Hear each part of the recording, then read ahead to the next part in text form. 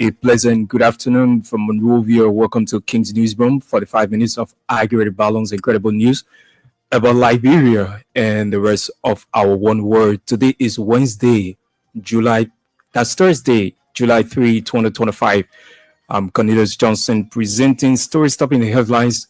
Special grand jury of Montserrat County indicts former Speaker Fonati Kofa and 14 other suspects in connection with the alleged Capitol building arson attack. National Elections Commission announces the transfer of 500 biometric registry kits to the National Identification Registry aimed at improving coordination and advancing national digital identification efforts in Liberia. Progressive Students Alliance of the University of Liberia endorses the planned July 17 protest organized by a group under the banner We the People in collaboration with STEM Pro-Sci Chairman Justin Jalaba described the endorsement as a necessary step aimed at drawing national government attention to what the groups considered serious governance issues under the Barcade administration. Away from home, jihadist fighters have launched a series of simultaneous attacks on military posts across numerous towns in Mali, the third major assault on the army over the last month. The news bulletin Voices of the Newsmakers are all packaged in the edition of the program. We take a very short break to be right back.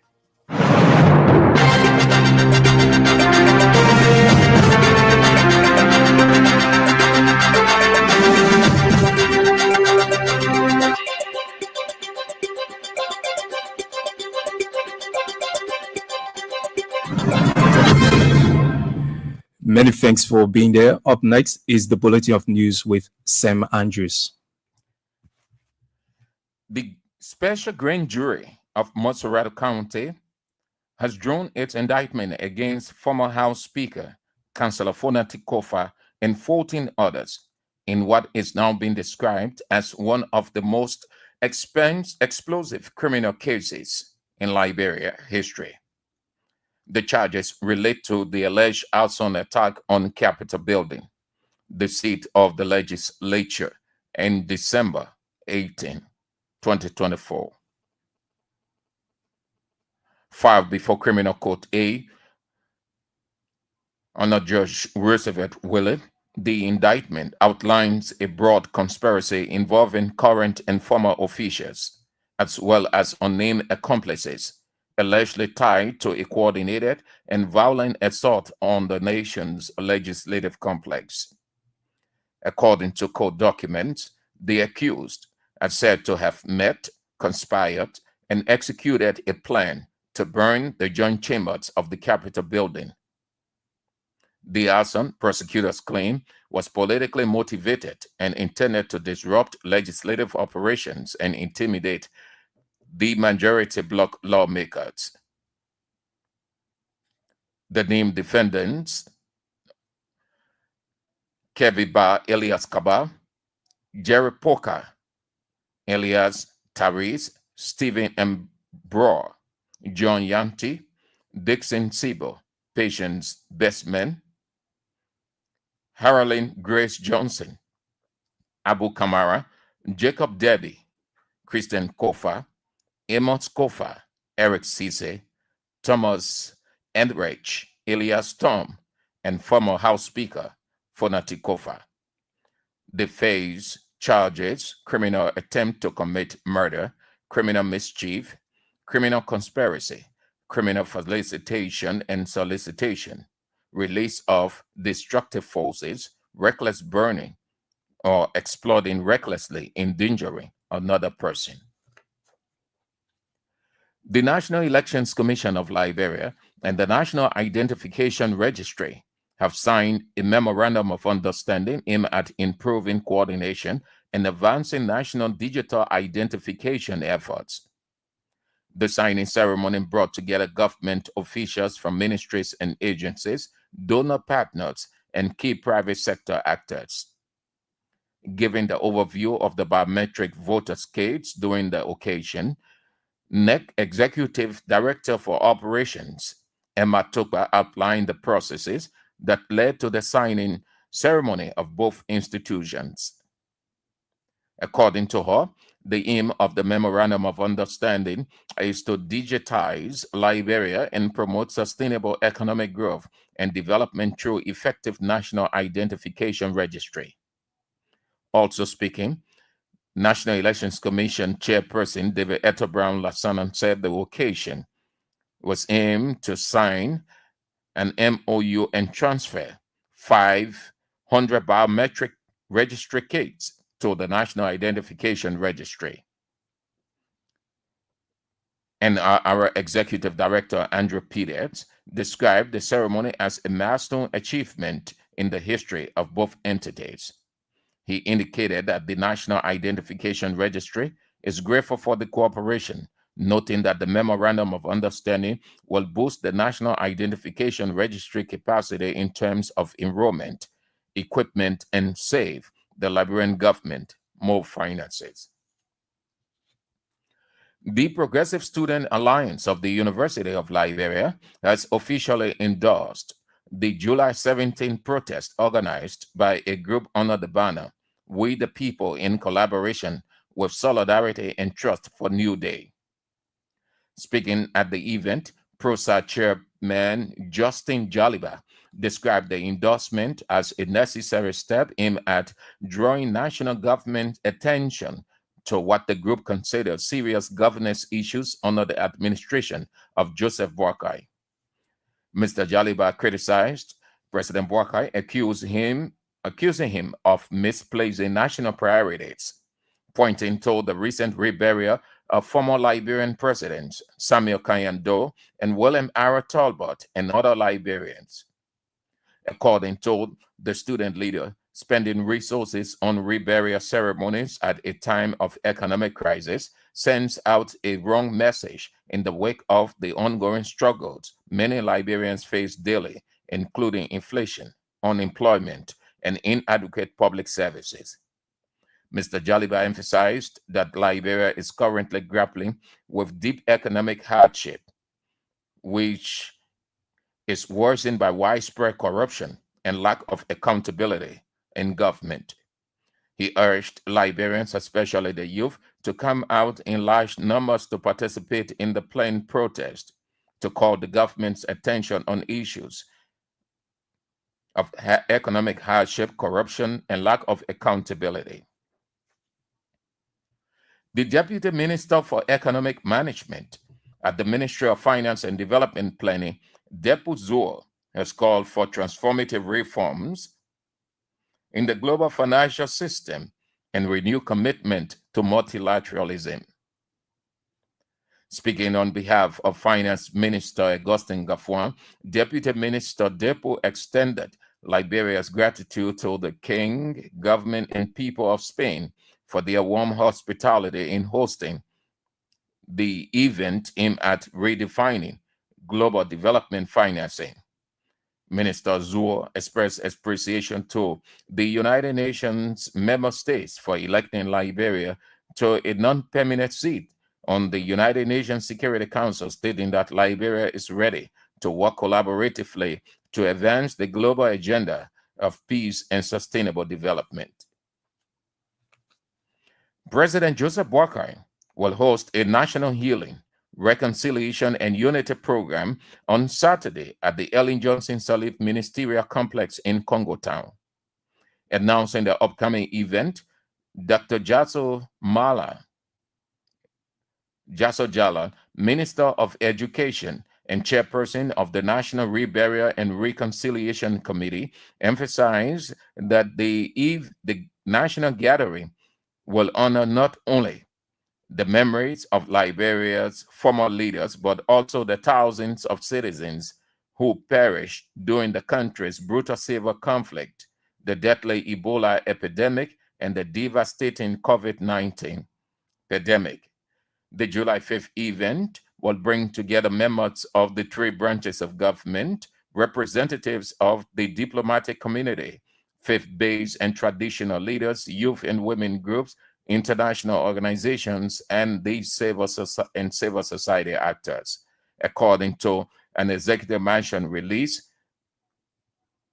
distinguished keynote speaker Dr. Antoinette Ratayashari will address the gathering, delivering a message centered on healing the wounds of the past, strengthening national unity, and charting a peaceful future for all Liberians. Liberian activist Marcin Tape has emphasized the urgent need for nationwide collaboration to improve the country's educational sector. Serving as guest speaker at the 13th graduation ceremony of Royal Academy International School, Mr. Tape warned that without collective effort, the necessary changes to Liberia's education system will remain out of reach. He also stressed the role of students in combating corruption within academic institutions, urging them to report all forms of malpractice. Tape called on parents and school administrators to prioritize the educational development of their generation, described it as a national responsibility. For his part, Bishop Lawrence Jackson, founder of Royal Academy International School, highlighted the importance of spiritual and academic growth in Liberia. He encouraged parents and community members to take full advantage of Royal Academy offerings of affordable quality education. The political leader of Liberian People's Party, Councillor Tiawan Gunglo, has underscored the importance of selfless leadership in building a better Liberia. Speaking at the second anniversary celebration of Reformers National Congress, Councillor Gunglo emphasized that leadership should be measured not by titles or positions, but by the positive impact leaders make in the lives of ordinary citizens. He urged the newly appointed leaders of the RNC to lead with commitment, honor, and a sense of duty, especially in these critical times. For his part, the newly national chairman of the Reformers National Congress, Daniel Dishil, expressed dissatisfaction with the Unity Party-led government. He noted that despite being one of the first political parties to endorse Unity Party during the 2023 elections, the RNC has not been offered any meaningful role in government. Chairman Dishi called on the government to prioritize what he described as bread and butter issues that directly impact the daily lives of ordinary Liberians, as promised during the elections campaign. And Nema County District 7 Representative Musability has fulfilled a promise by donating a brand new pickup truck to the Clare Hope Foundation and City of Hope Academy. The donation came as part of Ability's continued support for educational and community initiatives in Liberia. The Clare Hope Foundation, established in honor of former First Lady Clare Marie Weir, is committed to empowering young girls through education and various development programs. In a statement released Wednesday, Madam Clare Marie Weir, the founder of the foundation, expressed heartfelt gratitude to Representative Musability for his timely and generous contribution. She described the donation as a significant boost to the foundation's ability to deliver on its mission, especially in reaching underprivileged girls across the country. The new vehicle is expected to enhance the foundation's daily operations, including transportation, among others. According to the foundation, the pickup will directly benefit the City of Hope Academy, which serves as a safe learning space for young girls.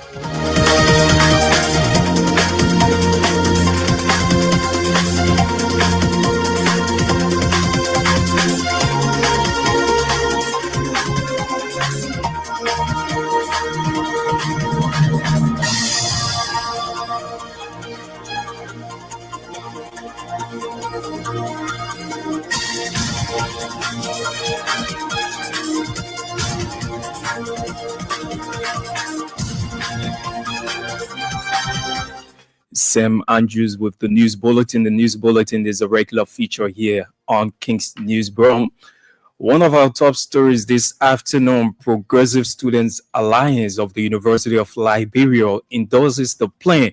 A July 17 protest organized by a group under the banner We the People in collaboration with STAN Prosa chairman Justin Jalabai described the endorsement as a necessary step aimed at drawing national government attention to what the group considers serious governance issue on the boycott administration. Let's now bring you voices of the newsmakers. Today's development now: the National Elections Commission and the National Identification Registry has signed a memorandum of understanding aimed at improving coordination and advancing national digital identification efforts. The signing ceremony brought together government officials from ministries and agencies, donor partners, and key private sectors case. During the occasion, NEC Executive Director for Operations, Madam Eman Tokwa, outlined the processes that led to the signing ceremony of both institutions. Here now is Madam Eman.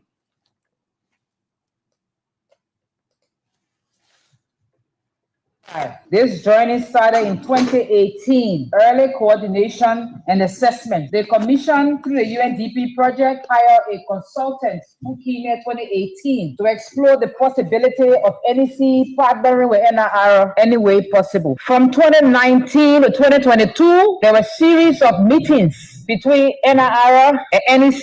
Before we end 2022, we had to cut that off because we had to conduct voter registration for the Liberian people, which we carry out, and we managed to register 2,471,670 voters. Come 2024, series of meetings again and planning. Throughout 2024, Commissioner Lassana and Honorable Peters had several meetings, while technicians for NIR and NEC also held several meetings. Chairperson Lassana and Honorable Peters constituted at the two entities two different technical working groups. In the same 2024, Commissioner Lansana, who is the chairperson here, she constituted what you call a technical group, but also placed a commissioner at the head of that group, Commissioner Morgan Hour. In that same 2024, the Honorable Peters and Commissioner Lansana again went to a meeting at the Ministry of Foreign Affairs to discuss digitizing Liberia to promote sustainable economic growth and development. In the same 2024, NIR again came to NEC to look at what she called her biometric voter registration kits to see how feasible it would be to use these kits. In the same 2024, NIR invited NEC to Ghana for 3 days. Fortunately, we also had a team in Ghana, so we asked our team to liaise with NIR so they can see what they were planning while in Ghana. She's Madam Eman Tokwa there outlining and giving the overview of the biometric voter kits. According to her, the aim of the MOU is to digitize Liberia and promote sustainable economic growth and development through effective national identification registry. Also speaking, NEC chairperson Madam David Eto Brown Lassana said the occasion is aimed to sign an MOU and transfer 500 biometric registry kits to the National Identification Registry. On behalf of the National Elections Commission, signing a memorandum of understanding with the NIR, transfer some 500 biometric kits to that entity of government is a milestone achievement for both of our institutions. You are already aware that the NEC and NIR over the years have had a protracted period of engagement to support national digitization and related technological infrastructure for Liberians. Today, the NEC is responding to that call. I note that while this interagency transfer is being conducted, we should be mindful that both of our institutions remain operable within our individual mandates until, at such time, the laws governing both institutions may say otherwise. The Commission extends thanks to the government of Liberia for making it possible for the NEC to obtain the biometric kits, some 1,000 of them, which of course you know we used during our voter registration in 2022. The Commission also expresses thanks to the UN, international organizations, and regional communities for their unwavering material, advocacy, and financial support to deepening democracy in Liberia. This, of course, has guided us in our processes as we continue to exhibit. For his part, Enad Arrow Executive Director Peter Andrews describes the ceremony as a milestone achievement in the history of both entities. He further indicated that the National Identification Registry is grateful for the cooperation, noting that the MOU will boost Enad Arrow capacity in terms of enrollment equipment and save the Liberian government more finances. We at the National Identification Registry are particularly glad for this collaboration with the National Elections Commission. It can be recalled that in May 2024, right after our launch of the roadmap for comprehensive enrollment of all citizens and legal residents in the Republic of Liberia, the NEC was the first institution of government that reached out to us and officially requested a copy of our roadmap. We then provided NEC a copy of our roadmap, and it was from that time NEC and NIR relationship started. We started off with technical working committees through which we could find a way of cooperation and collaboration. Since that time, our collaboration has grown from strength to strength. We therefore, in this public manner, thank the NEC for reaching to us and making our plan a reality for today. Today marks a major milestone in our collaboration, the signing of a memorandum of understanding for the sharing of data, equipment, technical knowledge for enhancement of data collection, storage, and protection. In this collaboration, the NEC has agreed to give us the 500 enrollment kits of which they have just demonstrated. We are grateful for this gesture of NEC, which will boost our capacity in terms of enrollment, equipment, and serve government, to save government a lot of money. Because if we were to monitor this kit, it would be about 2 to 3 million United States dollars. Something NEC has just demonstrated that.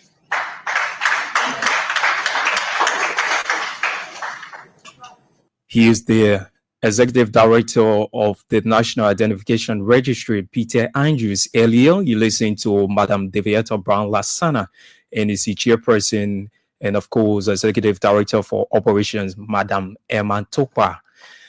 The Progressive Students Alliance of the University of Liberia has officially endorsed the planned July 17 protest organized by a group under the banner We the People in collaboration with Solidarity and Trust for a New Day stand. Speaking at the event, Pro-Side Chairman Justin Jaliba described the endorsement as a necessary step aimed at drawing national government attention to what the group considers serious governance issues under the administration of President Joseph Boakai.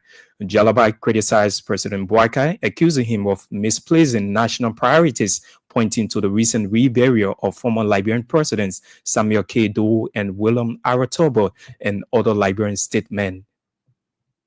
I want to say to you here, ladies and gentlemen of the press, as we read the endorsement statement, I want to say to all militants we posted, and we say, Progressive Student Alliance, Pro-Side, Brother Liberia Capital, and over Liberia, office of the chairman, Pro-Side endorses the planning July 17 protest. When disciples of egalitarianism, crusade of social justice, academic freedom and peace, the dejected masses of our people, exploited plantation and mine workers, conscious students of the Republic, progressive members of the full estate, distinguished ladies and gentlemen, with unwavering determination, a strong sense of justice, the Progressive Student Alliance of the University of Liberia stands as the only remaining voice in the youth and student community, a tireless fight for the right and well-being of the masses of our people.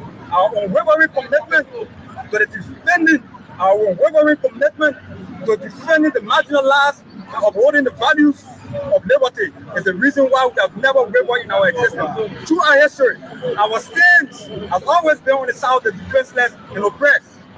As we believe in the power of the collective to bring about positive change and promote equality, we refuse to be silenced or compromised.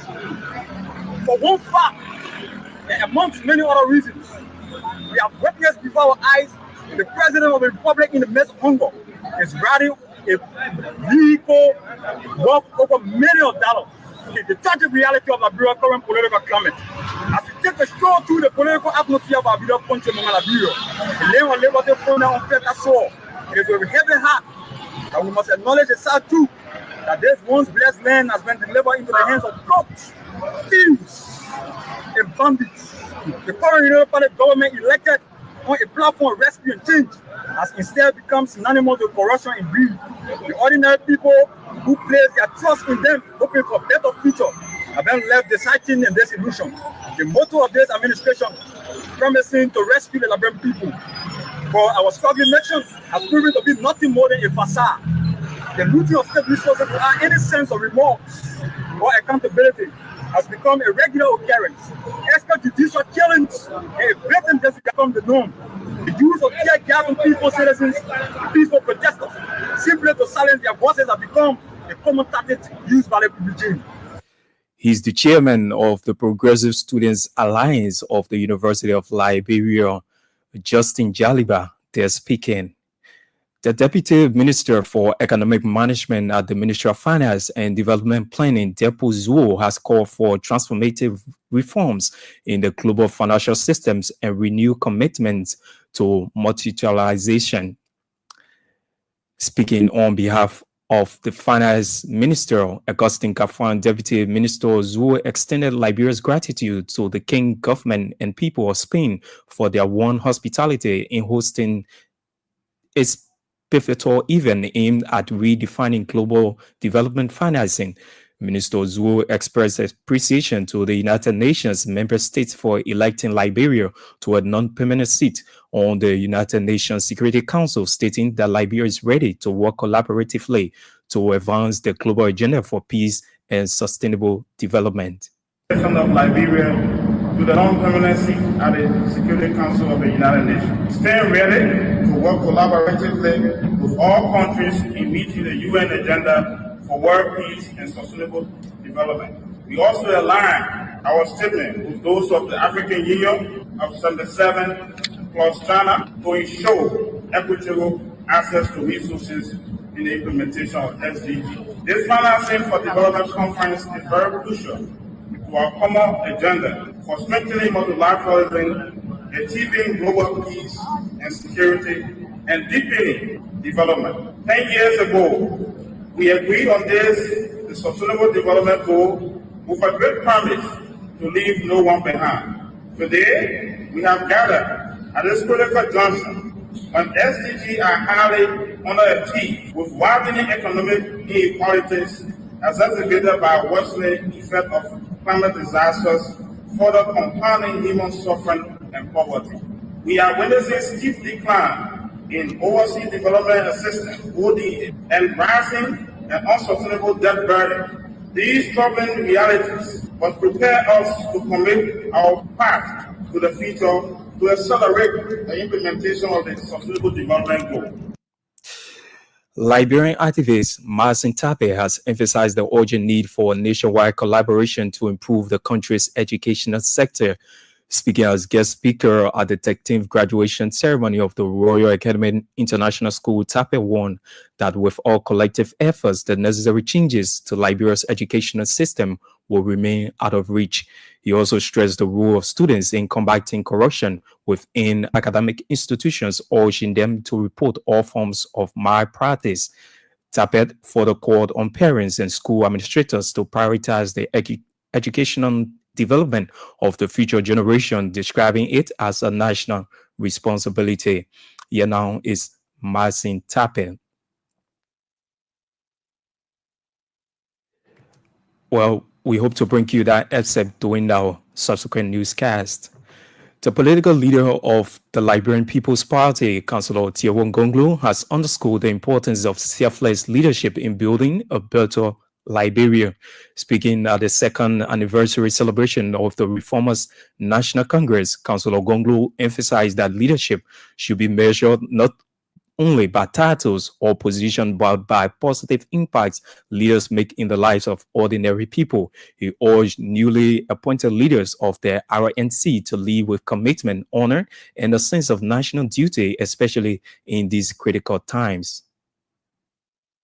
Selflessness is the key to good leadership. True leaders do not measure success by the size of their motorcades, the cost of their convoys, or the comfort of their private jets. True leaders measure success by the lives they uplift, the schools they build, the clinics they stock. Yet today, we still see public servants rolling through our streets in long convoys of expensive vehicles worth millions of dollars, while in our own neighborhoods, children sit on broken benches in crumbling classrooms, and many public schools lack chairs, textbooks, and even teachers. Basic medicines for treatable illnesses are lacking. Women die in childbirth for want of simple medical supplies. In my view, this is not merely mismanagement. We can only succeed if we rise beyond our party limitations. Leadership must be about service to the people, not self-service. It must be about sacrifice, not self-indulgence. When a leader puts self above country, the nation suffers. When a leader puts people above position, the nation suffers. We need leaders who will forego the luxury fleet and ride in single fuel-efficient vehicle if it means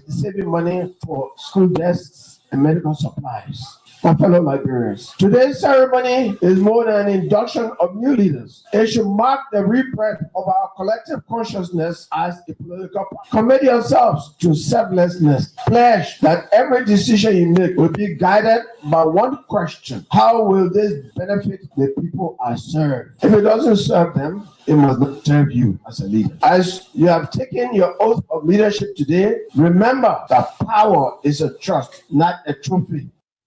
For his part, the newly national chairman of the Reformers National Congress, Daniel Dishiu, expressed dissatisfaction with the United Party-led government. He noted that despite being one of the first political parties to endorse the United Party during the 2023 general elections, the RNC has not been offered any meaningful role in government.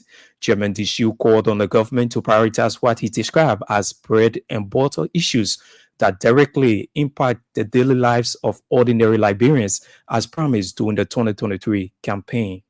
That as the first party to endorse the Baka-Kun leadership, we as a party, the RNC, have not been given an opportunity to participate in the rebuilding process of our country. We want to reaffirm our commitment to the rescue agenda, a decision we made 2 years ago. Furthermore, we call upon the United Party government to urgently prioritize the bread and butter issues that affect the daily lives of our citizens. The people of Liberia are crying out for economic relief. We believe this can only be achieved through aggressive pursuit of direct foreign investment that will create meaningful employment opportunity for our people. We urge President Baka administration to fast-track the investment-friendly policy, streamline bureaucratic processes, and actively cut international investors who can establish industries, manufacturing plants, and service sector that will put our unemployed youth and adults to productive work. The time for promises has passed. Our people need jobs now. The foreign investment remains our most visible pathway to economic transformation and poverty alleviation. If the RNC will become a governing party, we must learn to respect and love one another, work as a team, correct each other's mistakes, and move forward. 2029 is just next door. And if the RNC will have to win the 2029 general and presidential election, we must begin to act now. Let me call upon the political leader and all other party leaders, including those in the diaspora, to tighten your belts, energize yourself, and get ready to pull all that is necessary to win. We will achieve our goal in this party by retreating to the failed approaches of the past. Then you have not learned the lesson I have learned from the past 22 years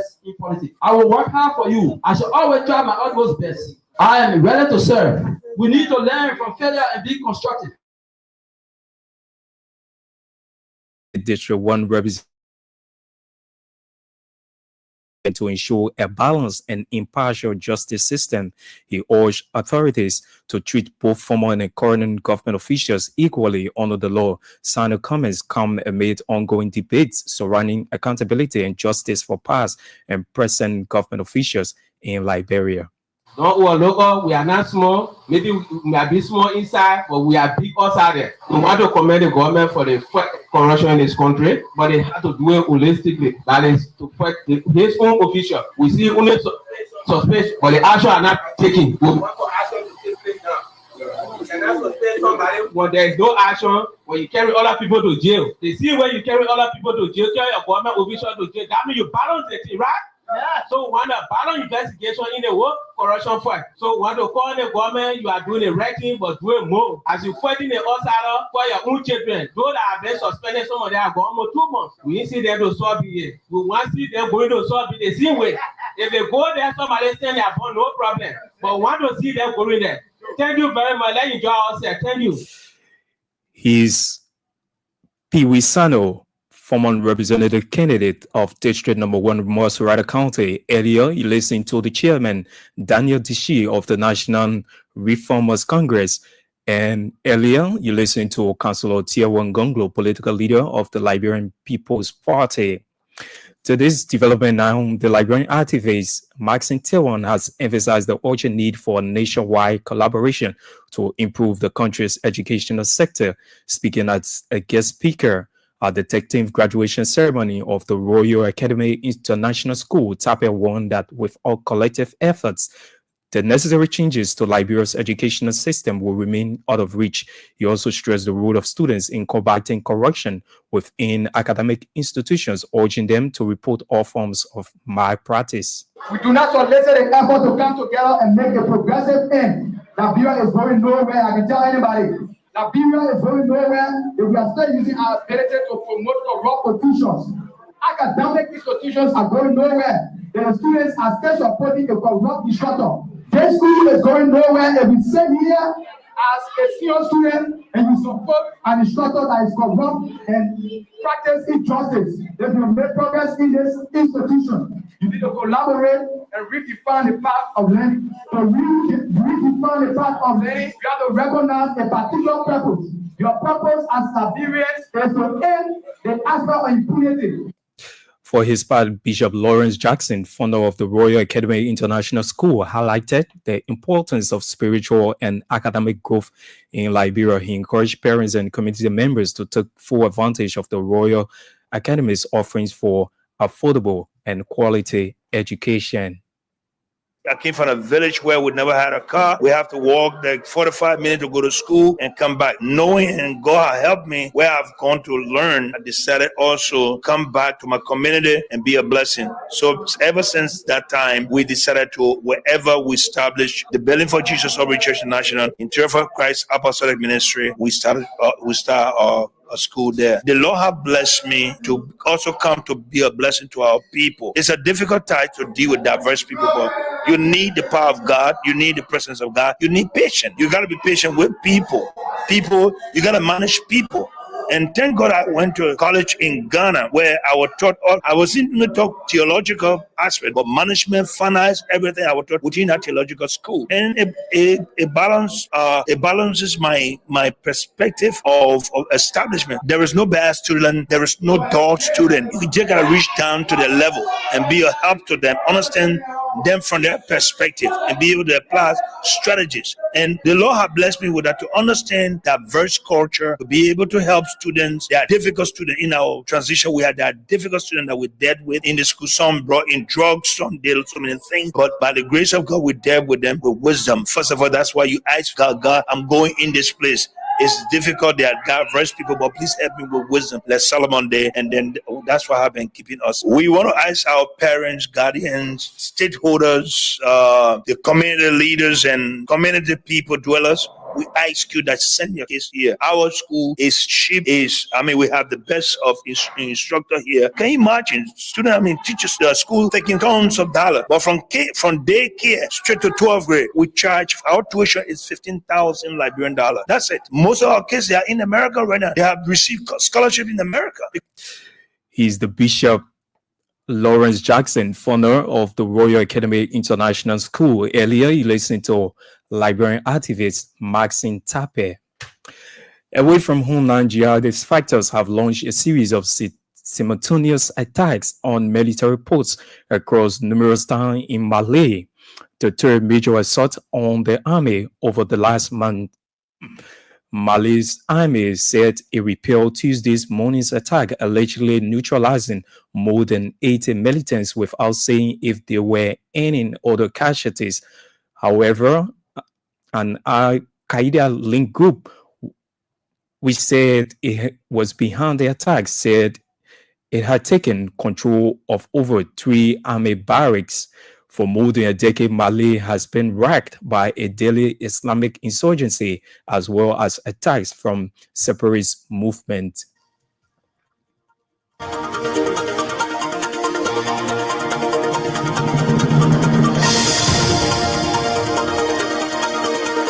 Well, that's how we go home on this edition of King's Newsroom. But just before we go, here are stories we closely follow in the headlines.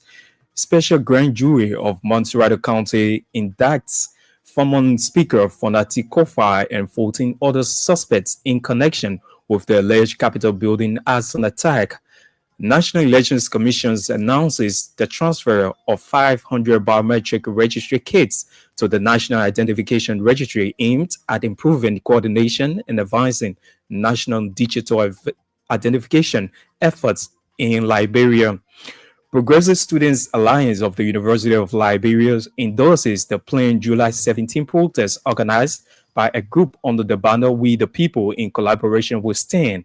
PROSI Chairman Justin Jaliba described the endorsement as a necessary step aimed at drawing national government attention to what the group considers serious governance issues on the Boakai administration.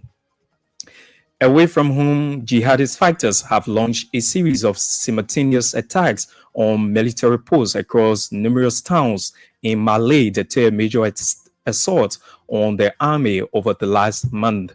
Many thanks to all of our contributors, editors, and reporters who helped in making this edition of King's Newsroom a success. Join us at 6 p.m. this evening for a fresh edition of the program. On behalf of the entire team, my name is Cornelius Johnson. Many thanks to Sam Andrews who brought us the news bulletin. Good afternoon.